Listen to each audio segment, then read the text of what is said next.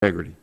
And you have worked, and we appreciate the reforms that you've attempted to implement since joining the agency, but we here in the committee and the American taxpayers need to be convinced that the culture has really changed. And so for that reason, the committee included several reporting requirements in the 2014 Omnibus Bill regarding training, spending, and bonuses, and we look forward to reviewing those reports. This subcommittee has pressed GSA to make better use of its existing portfolio of buildings and shrink the federal footprint through a reduction in GSA's inventory and leased and owned office space. The last years, we've seen a reduction in staffing across the federal government, and so you would think that we would see reductions in space requirements as well.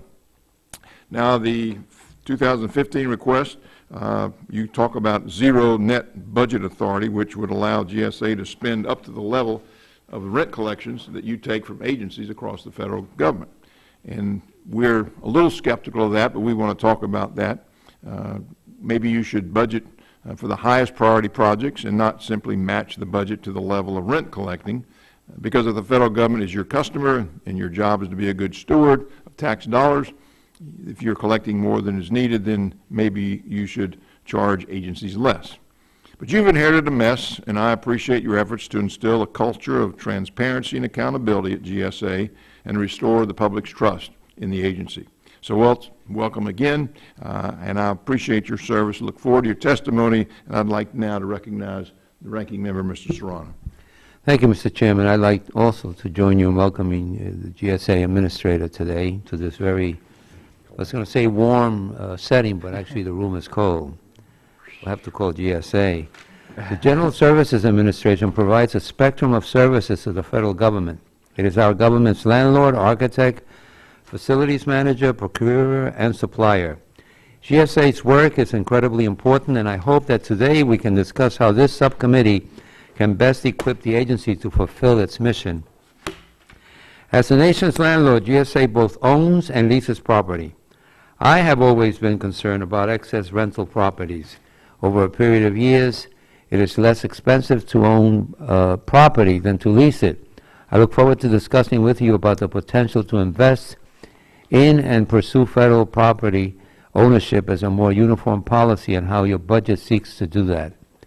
Another issue of concern for me is the process by which the agency decides on construction of the federal judiciary's courthouses. This year's budget request once again includes no funds for courthouse construction. I am sure that this is not what the federal judiciary requested, but I will be interested in understanding how you interact with the judiciary in making these decisions. I encourage a greater level of transparency between GSA and the judiciary, as well as between GSA and the Congress. Over the last 2 years, the GSA has been under increased scrutiny. This has resulted in organizational changes as initiated by Congress, specifically restructuring the agency so that administrative costs are separated from program funds. Hopefully your agency is getting acquainted with these changes and what results they are yielding. GSA is a major actor in ensuring federal efficiency. This is increasingly critical now, post-sequester. I look forward to discussing the agency's many responsibilities and how we can work together to accomplish the General Services Administration's goals. I thank you for your service and for appearing before us today again. Thank you. Thank you, Mr. Chairman. Thank you. And now I'd like to recognize Administrator Tangherlini. If you make your written statement part of the record and you limit your oral statement to about 5 minutes, we'd appreciate it, but the floor is yours. Yes, sir. Thank you. And good afternoon, Chairman Crenshaw, Ranking Member Serrano, members of the subcommittee, and staff. Thank you for inviting me to appear before you today. My name is Dan Tangherlini, and I am the Administrator of the U.S. General Services Administration, or GSA. GSA's mission is to deliver the best value in real estate, acquisition, and technology services to the government and the American people. Before I go any further, I'd like to thank the Chairman and the Ranking Member and the committee staff for their hard work on the fiscal year 2014 Consolidated Appropriations Act, especially in the current funding environment. I also want to take a moment to introduce new leadership at GSA. Denise Turner-Roth is GSA's new Deputy Administrator, and Norman Dong is GSA's new Commissioner for Public Buildings. Denise is unable to join us today, but Norman is here and is seated right behind me. Both are dedicated public servants and will help us as we continue on the path to improve the efficiency of GSA. GSA's FY 2015 budget request seeks to build on the progress made in the fiscal year 2014 budget. While we have started to address years of backlog repairs, there's still significant work to do. We need to ensure that our buildings can support the work of the government in the 21st century. This budget provides essential funds to support our public infrastructure while also growing our economy, creating jobs, and saving money for the American taxpayer. Perhaps most importantly for the federal government's real estate inventory, the President's budget requests that the rent agencies pay into the Federal Buildings Fund be reinvested back into our publicly owned buildings. These investments will meet the urgent needs of our partner federal agencies and preserve these public assets for future generations. Every dollar GSA can spend on repairs can save $4 in potential costs later. In order to provide much-needed investments in our nation's public infrastructure, GSA's fiscal year 2015 budget requests includes more than $1 billion in repair projects. These range from crucial life safety upgrades to full-scale modernizations. In addition, the budget looks to continue critical investments along the border by providing $420 million for 3 border crossings: the Alexandria Bay Land Port of Entry in New York State, the Calexico Land Port of Entry in California, and the San Ysidro Land Port of Entry in Southern California. These facilities are vital to our country's security and economy. San Ysidro is a perfect example of this. Every day, 50,000 vehicles and 25,000 pedestrians enter the United States at San Ysidro, making this the busiest border crossing in the world. Using these funds, we would finally complete our work on this important project after 10 years. These improvements would ease traffic throughout the region, promote economic growth, and better equip the Department of Homeland Security to ensure our nation's safety. Another national security priority in this budget is a $250 million request to continue our consolidation of DHS at the St. Elizabeth's campus. Consolidations such as this are essential to operating an efficient and effective government. Building on the progress from last year, GSA has again requested $100 million to continue our work to support our partners' agencies' efforts to streamline their space. The FY 2015 budget request also includes more than $240 million in much-needed funds for critical programs at GSA. By supporting the Office of Government-Wide Policy and the Office of Citizen Services and Innovative Technologies, GSA will continue to provide our partner agencies and the American public with tools and services that increase the efficiency, effectiveness, and transparency of the federal government. As I reported to the committee last year, when I came to GSA, we undertook a top-to-bottom review of the agency. Through that effort, we consolidated major functions of the agency to eliminate redundancy and improve oversight and accountability. GSA continues to consolidate and streamline key administrative service functions to improve efficiency and better align our own internal operations. These reforms are already reducing costs. GSA has reduced the working capital fund by $39 million, or 5.6%. We've saved more than $310 million through efficient spending on printing, advisory services, and IT devices, including $68 million over 2 years in travel costs. We've cut more than 380 full-time positions, and we've reduced indirect costs by more than $130 million. GSA has also seen significant savings through our ongoing programs. We've helped agencies save more than $300 million through our strategic sourcing initiative. We've cut our leased inventory by 5 million square feet, and we've saved $193 million in avoided energy costs by improving energy efficiency. We expect further reductions and savings as we move forward, and we'll continue to keep the committee updated. The President's budget provides the investment we need to help rebuild our nation's public building infrastructure, ensure that federal agencies can support economic and job growth in communities across the country, and provide vital services to the public. I appreciate all your work on the fiscal year 2014 Consolidated Appropriations Act, and I want to continue our partnership to make sure this is not an isolated investment, but a foundation for long-term, sound management of our government's infrastructure. Thank you again for the opportunity to testify before you today, and I look forward to any questions you might have.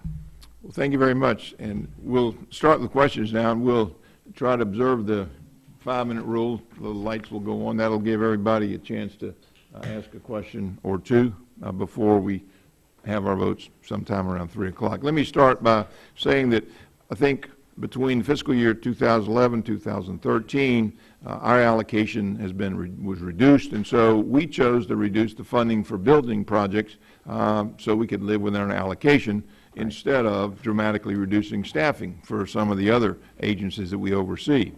But as you know, in 2014, the building fund received an increase of more than $1 billion.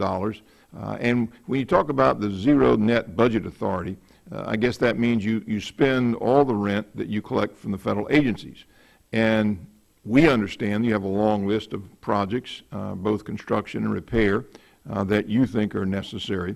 And for 2015, you're requesting even more funds than you received in the omnibus, so that your spending matches your rent collections. And we understand you want to provide the good level of service for your customers. But when I looked at it, I looked at the long list of projects included for this fiscal year 2015, and if I'm not mistaken, I see that the #1 priority for major repairs and alterations is $7 million for a IRS parking lot. So I just wonder how you prioritize the projects on your list. How did you determine that the parking lot was the highest priority? Can you talk about that? No, I appreciate that question because I think it's an incredibly important one. First, very quickly, a little bit about the idea of this zero net budget authority. Congress, when it set up the Federal Buildings Fund, tried to bring commercial discipline into the way we manage federal real estate. And so they required that we charge agencies the commercial equivalent of rent, so that we actually do a market-based assessment of what the cost of rent is in any jurisdiction. We then receive the money as a deposit into the Federal Buildings Fund, and then that amount is appropriated out for specific projects. And the idea is, like any other real estate business, we would take that, that money that we collect in rent and we would reinvest it back in the assets. Now, how we determine the reinvestment, after 3 years of getting very constrained funding where the rents we were collecting were not going back into the assets, we've actually accrued a number of pretty serious projects. The particular project, the one in Chambliss, Georgia, for the parking garage, that was a project that when we asked for the original funding, I think about 3 years ago, was something closer to $3 million. But what's happened is, it's a great example of if you don't make that initial investment when the problem first crops up, you know, if you got a little hole in your roof and you don't patch it, you know, more of the roof begins to collapse in. We've gotten to the point where half of the garage is roped off, and if we don't make this $7 million investment, we think we'll lose the entire garage. And so that's essentially the priority, the way we prioritize. And really, in this instance, it became an issue of how do we maintain what's left of the asset that we have. That having been said, there's a long list of projects out there that need to be done. We've worked very closely with each of our regions to try to prioritize the projects, and then we have our central office folks really test and stress test the ability of the region to actually get the project done. Can we contract for it? Can it happen quickly? We try to apply some test of our ability to do the project to the priority that the components of the agency assigned to it. But we'd be happy to walk your staff through the process we use, the systems we use, the way we've gone back and forth with the regions. We've even held some money in reserve so that, that they have to, at some level, demonstrate that they can actually deliver great outcomes in order to compete successfully for the funds. Well, like, for instance, was that parking lot, did you say it's been like that for 3 years? Yes, it has. And this is the first time it became the #1 priority? It's been in our prior budget. It's been in prior budget requests, and I think it got to the top of the list.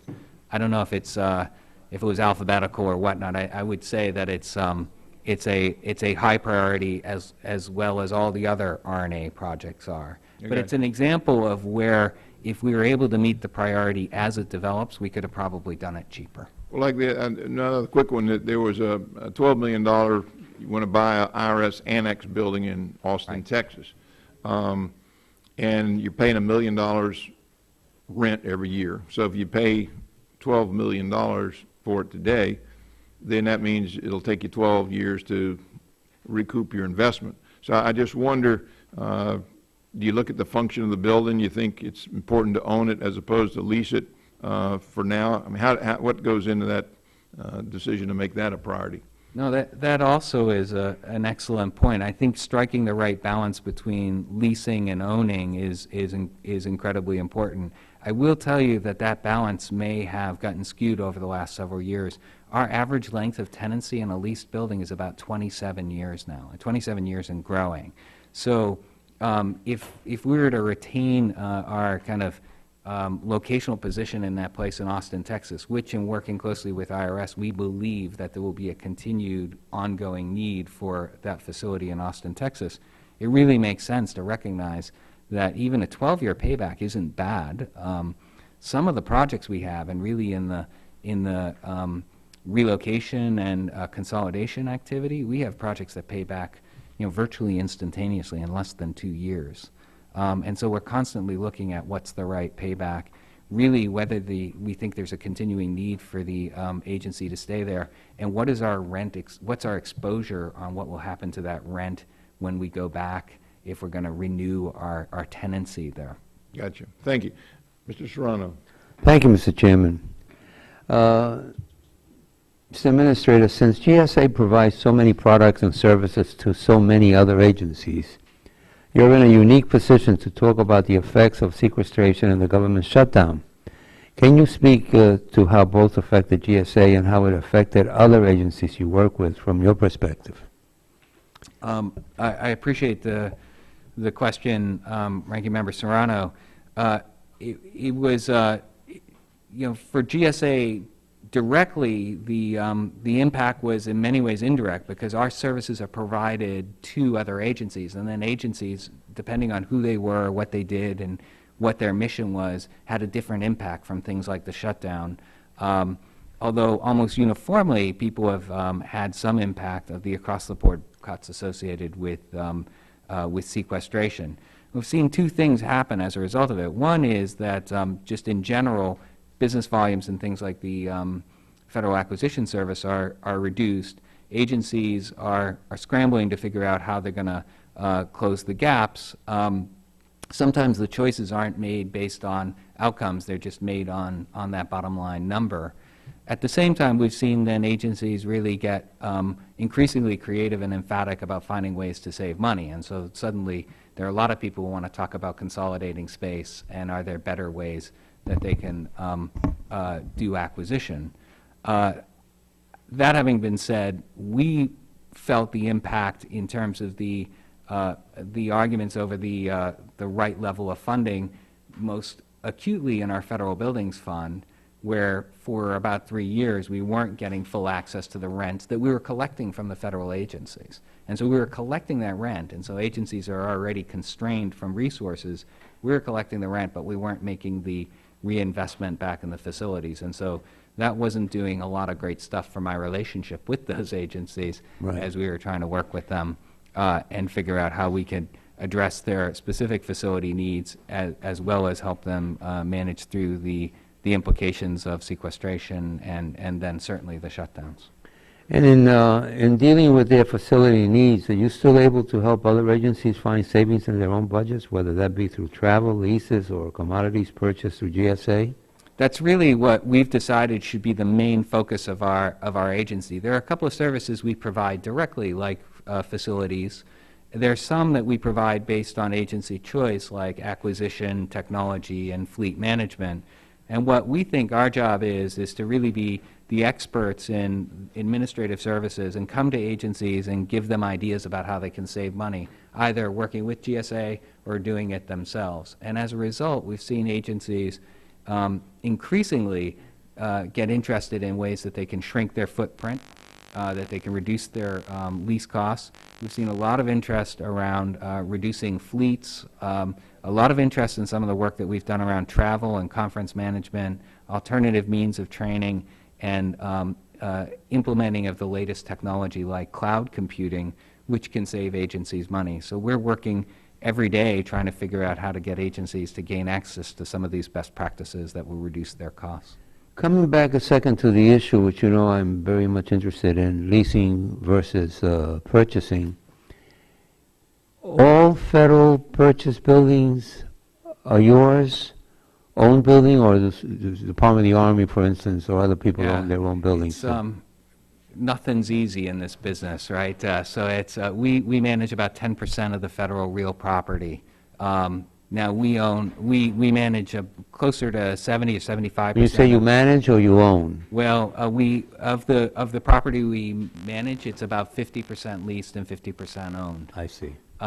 We are responsible for about 75% of the commercial real estate, the traditional office space. So we're a large player in office space, but we're just one of many players in space in general. Because you have big players like the Department of Agriculture, the Department of Interior, the Department of Energy with their labs, and certainly the Department of Defense is really the big property manager and property owner. Right. One last part of that, Mr. Chairman. Why the argument throughout the years? Why do people like me have to continuously say, let's own our buildings, let's not rent them? It's cheaper to own them than it is to rent them. Why do you think there was always a movement for renting? Well, I think For leasing. I think there's a lot to be said about the flexibility that a lease offers and the ability to very quickly go into the market and meet the space needs of an agency. I will say, though, over time, because of the difficulty of getting the resources together, and in order to buy something or build something, you need to get all the resources together necessary to make that investment.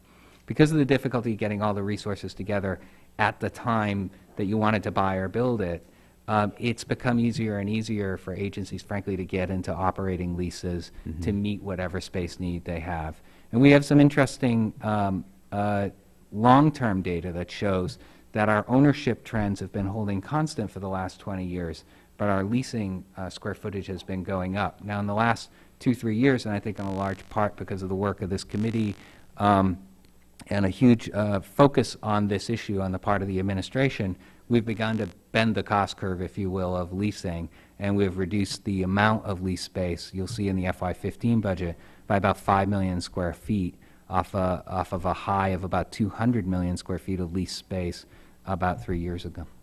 Thank you. Thank you, Mr. Chairman. Mr. Graves. Thank you, Mr. Chairman, Mr. Administrator. Good to see you again. Nice to see you.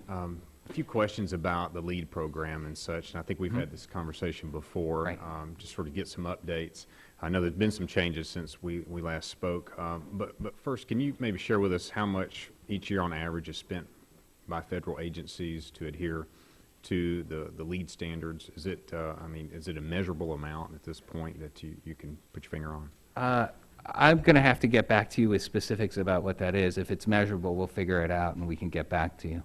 Is it a voluntary or is it required to abide by those standards? It's, we've said that as part of a requirement that the Department of Energy has about having energy standards for buildings, we've just issued, as you pointed out, a recommendation to the Secretary of Energy that agencies be able to choose from 2 competing offerings of certifications. And do you see some of the agencies going to that, was it Green Globes? Green Globes. I've already heard indication that a number of agencies are looking at potentially adopting Green Globes as an alternative to LEED that matches the way they perform their mission. The way these certification systems work, that some are frankly better for certain types of buildings and efforts and some are better for others. It seems like with those 2, and I appreciate the fact that you're recommending multiple applications. I think that's good. That's very helpful. Do you sense that LEED is the predominant program as to your recommendations? Are most agencies sort of pushed in that direction, or is it an open platform in which they really can choose between alternative methods? We would hope it's an open platform, and we've given agencies, we've proposed instructions for how agencies could understand how they might pick one versus another, and we encourage agencies to be very thoughtful in choosing. In terms of whether one is, more predominant than another, well, there was only really one for a good long time, and so there is some incumbency there. Now, we've personally looked at it at GSA, and given our long track record with LEED, we think that it makes sense for us to continue using it for at least this period. but we want to look at, the emerging, frankly, the emerging competition within this marketplace we think is good. We think third-party standards in general are good. They're useful for helping people have some way of evaluating whether the investment they're making was actually worthwhile, and whether they're getting the results they claim they're going to get from the investment they make. Right, and I appreciate that. And that sort of leads to my last question. So it's been just over 5 years since, I guess, the voluntary, which is now sort of a requirement, I suppose, with most of the agencies. Has there been any analysis, cost-benefit analysis, as to the cost they incurred to adhere to these standards versus maybe savings, energy savings? I know that's one thing we're very interested in, is looking at making sure that the investments we make, and the LEED certification part of the investments we make in making a building more sustainable is actually very small. And I'd be happy to talk to you or your staff about what that actual relative cost is. We're very interested in making sure that the investments we make actually yield meaningful life cycle cost benefits. And it really gets back to the chairman's point earlier. Look, if you're going to have access to this money, I want to make sure you're spending it in the most productive way possible, or else maybe we shouldn't collect it from the agencies to begin with. Okay, that's good. I'd look forward to seeing some of that analysis, because we hear, and maybe it's just folklore, that it's much more expensive to adhere to these policies when maybe it's new construction or renovation or upgrading.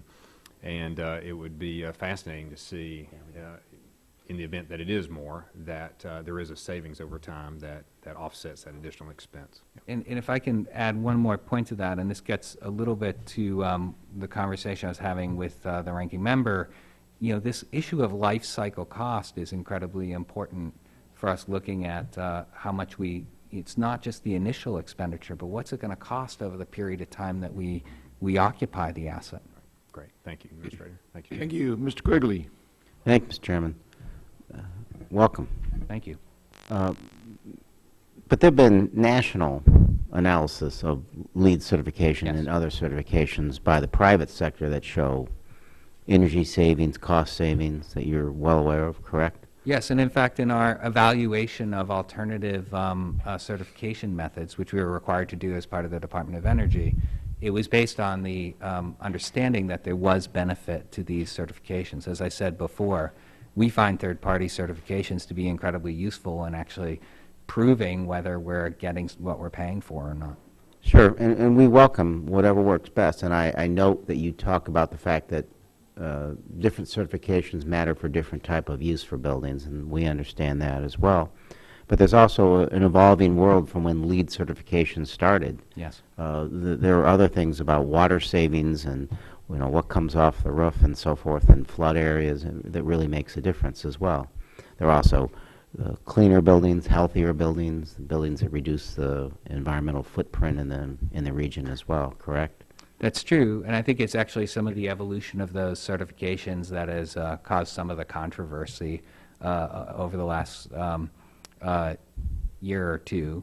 And I think we just need to be aware that this is an evolving science. It's an evolving approach to making sure that we're being as smart as we possibly can and building buildings that will be around for a long time. I agree. Let's talk about buildings that shouldn't be around anymore. I think your inventory is over 900,000. Our inventory at GSA is, including leases, is only about 10,000, but the broader federal building inventory, it reaches a bigger number. 900,000. It adds up after a while. Yes, it does. We got something from the Congressional Research Service that their latest estimates are about 77,000 buildings were identified as either not utilized or underutilized. Does that also comport with numbers you're familiar with? Those numbers come out of the Federal Real Property Profile. Those numbers are a couple years old at this point, but it's the rough order of Or in the magnitude ballpark. across the federal government. They're roughly. Right. Well, bonus points for telling Mr. Chavitz and I what a great bill we have in a pilot program to get rid of some of these, the ones that we don't need. And if you want to touch on that, fine. But your best plan to help us drive, because it's not just the cost of not selling them and the money that I don't know how much there'd actually be there. It's the extraordinary cost of maintaining them and sometimes the risk involved with those buildings being abandoned.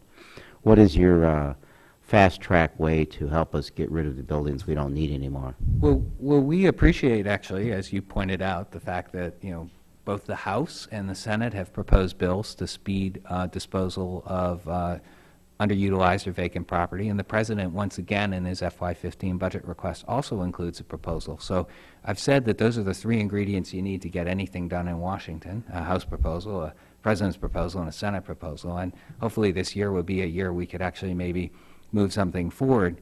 In the meantime, frankly, we see it as one of our core responsibilities to make sure that we're delivering the best quality asset, which means getting rid of assets that that no longer serve the American people. Now, I will tell you, GSA has only 23 locations on that list of vacant or underutilized properties, and in each one of those cases, I'm working very closely with Norman and the Public Building Service to have a plan to dispose of those assets or repurpose them. Not to interrupt, but you would play a role in helping other agencies get rid of all the other ones that we talked about as well. Well, we play a role if the agency wants us to play a role, and so we've been working very closely with agencies such as the National Aeronautics and Space Administration, NASA.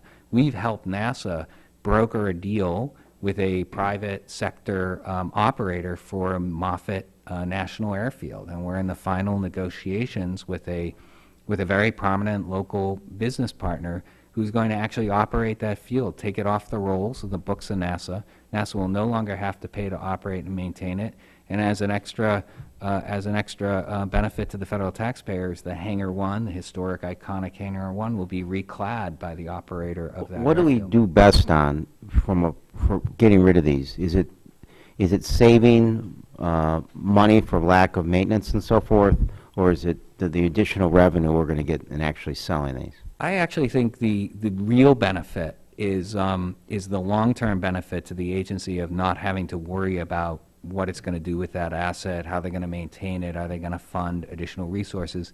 The other long-term benefit is a benefit to the national account. Returning these assets to productive use within the economy of the localities in which they occupy is an unwritten part of the benefit of this story.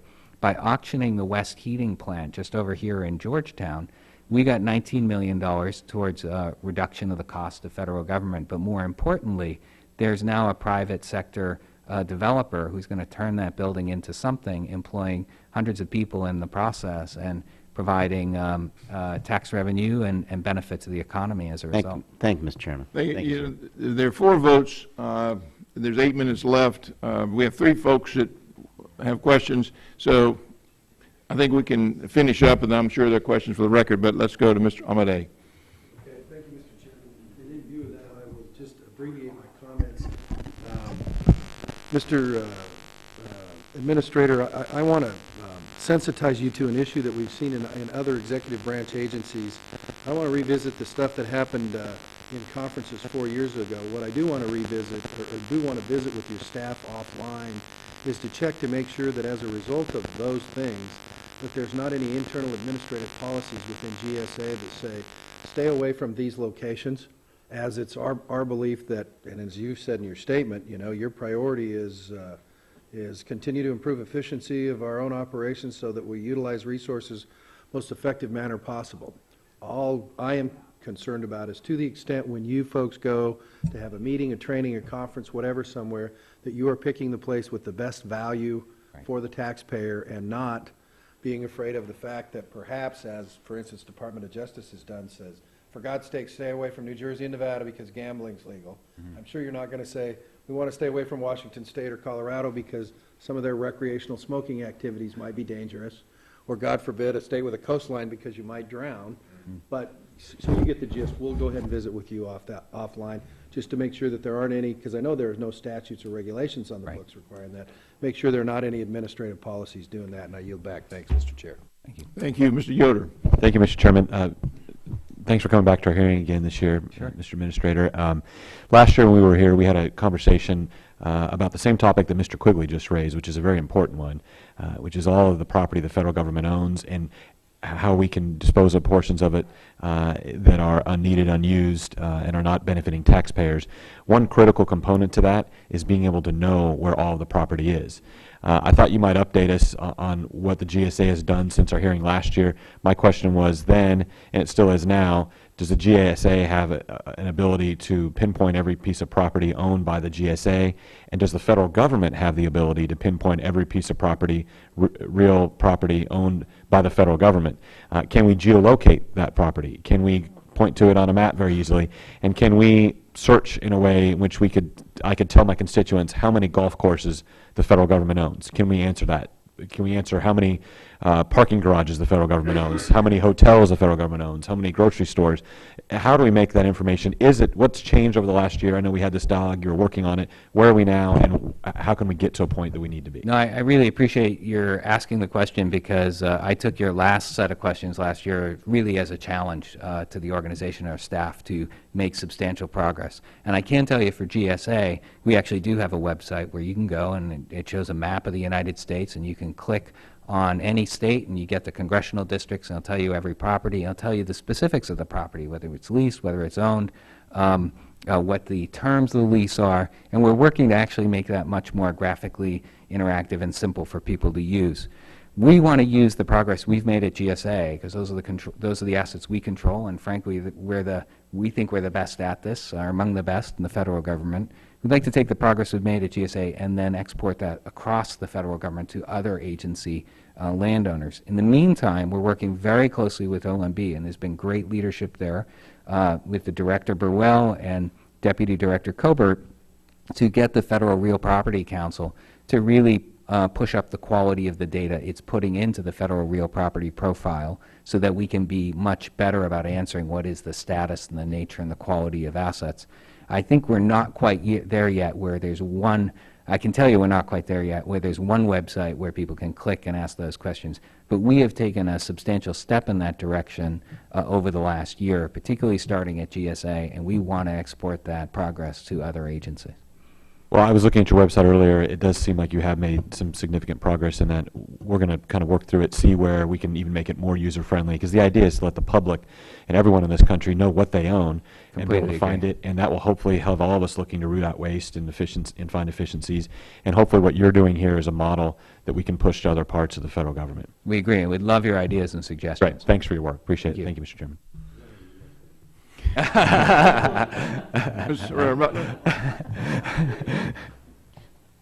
Well, I think that's all the questions, and we appreciate the work that you're doing. I think having a list of all the property that the federal government owns would be a great idea, and I know you're working on that. And I hope you will continue to look at Florida as a place to visit. If we end up legalizing marijuana, then you have two reasons. You can either drown or do something bad. So, but thank you for the work you do. Thank the members for their understanding. We've got about a minute and a half left to vote, and there are 4 votes. So again, this meeting will stand adjourned.